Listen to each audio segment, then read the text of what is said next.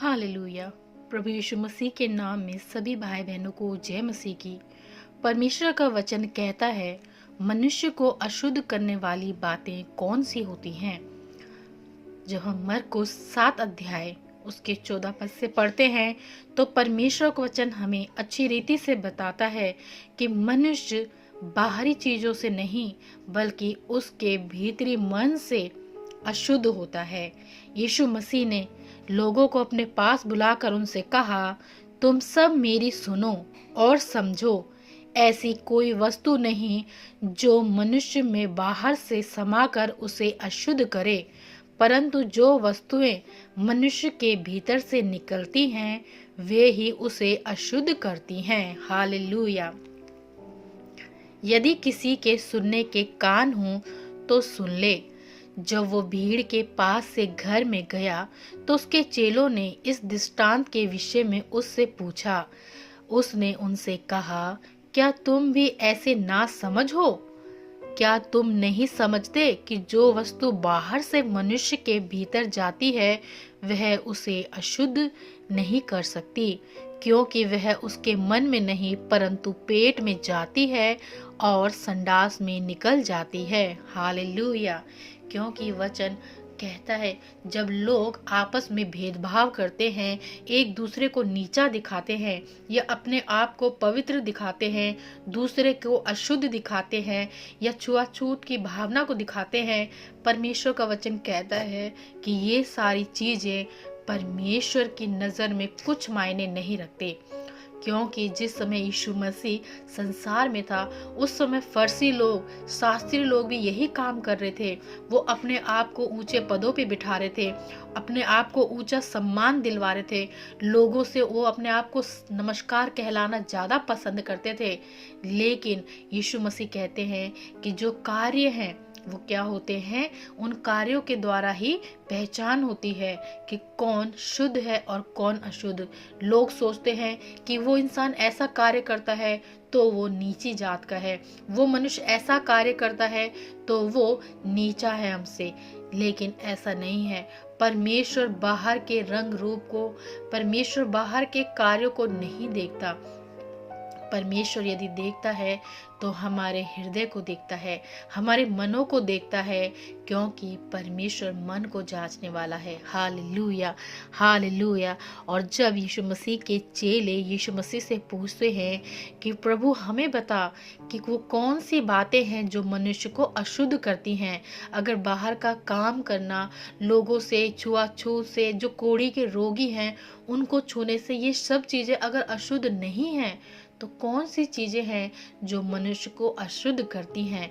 यीशु मसीह अपने चेलों से कहते हैं कि तुम नहीं जानते, क्या तुम भी ऐसे ही ना समझ हो?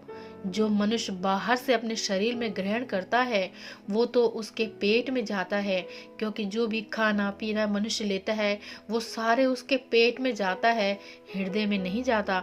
और जब पेट में जाता है तो वो संडास के द्वारा ही निकल भी जाता है। ये कहकर उसने सब भोजन वस्तुओं को शुद्ध ठहराया। फिर उसने कहा, जो मनुष्यों में से निकलता है वही मनुष्य को अशुद्ध करता है। हालेलुया। क्योंकि भीतर से अर्थात मनुष्य के मन से बुरे बुरे विचार, व्यभिचार, चोरी, हत्या, पर स्त्री गमन, लोभ, दुष्टा, छल, लुचपन, कुदृष्टि, निंदा, अभिमान और मूर्खता निकलती है। और ये सब बुरी बातें भीतर से ही निकलती हैं और मनुष्य को अशुद्ध करती हैं। Hallelujah, hallelujah.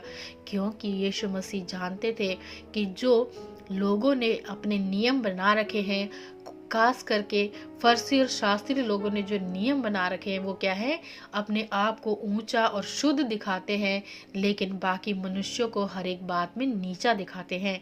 लेकिन परमेश्वर का वचन कहता है कि जो तुम्हारे हृदय से निकल रहा है, जो तुम्हारे विचारों से निकल रहा है, चाहे वो किसी भी प्रकार का तुम्हारा आचरण है, चाहे तुम्हारा वो चोरी करने का, व्यभिचार का, या बुरे बुरे एक दूसरों के विषय में विचार हैं, या किसी की तुम हत्या का विचार कर रहे हो, पर स्त्री गमन कर रहे हो, किसी के धन संपत्ति का तुम लालच कर रहे हो, दुष्टता दिखा रहे हो, किसी के साथ छल कर रहे हो या लुचपन दिखा रहे हो, बुरी नजर कर रहे हो, किसी की निंदा करते हो, अभिमान करते हो या फिर मूर्खता भरा कार्य करते हो, जो भी कुछ करते हो, ये सारे तो तुम्हारे भीतर से निकल रहे हैं।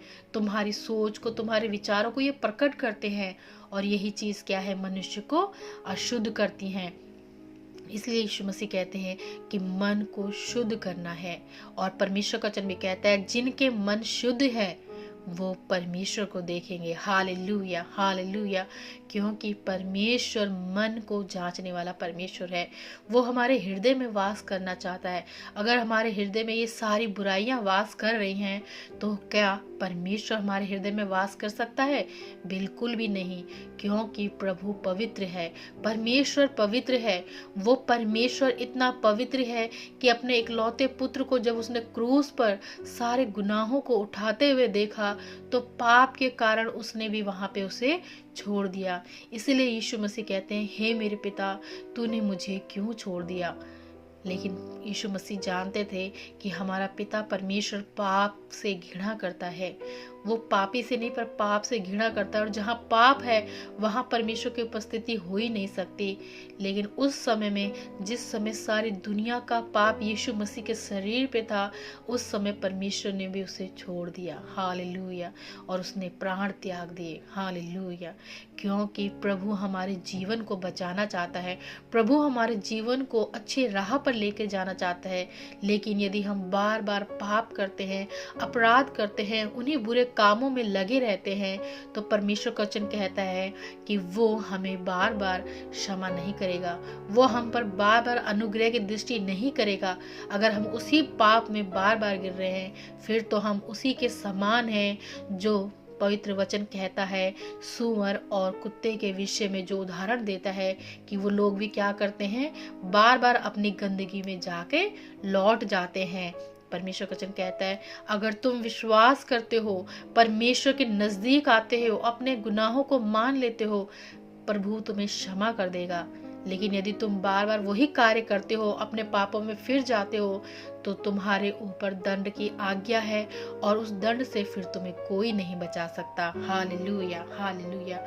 इसलिए याद रखिए कि परमेश्वर का वचन कहता है कि जो बाहर से वस्तु है वो कभी भी हमें अशुद्ध नहीं करती। हमारा हृदय, हमारा सोच विचार जो है वही हमें अशुद्ध करता है। जब हम यहाँ पे पढ़ते हैं 7वें वचन के 7वें अध्याय में, मरकुस 7वें अध्याय में स्टार्टिंग में, तो परमेश्वर का वचन कहता है, तब फरीसी और कुछ शास्त्री जो यरूशलेम से आए थे उसके पास इकट्ठे हुए, और उन्होंने उसके कुछ चेलों को अशुद्ध अर्थात बिना हाथ धोए, हालेलुया, हाथों को धोए बिना ही रोटी खाते देखा।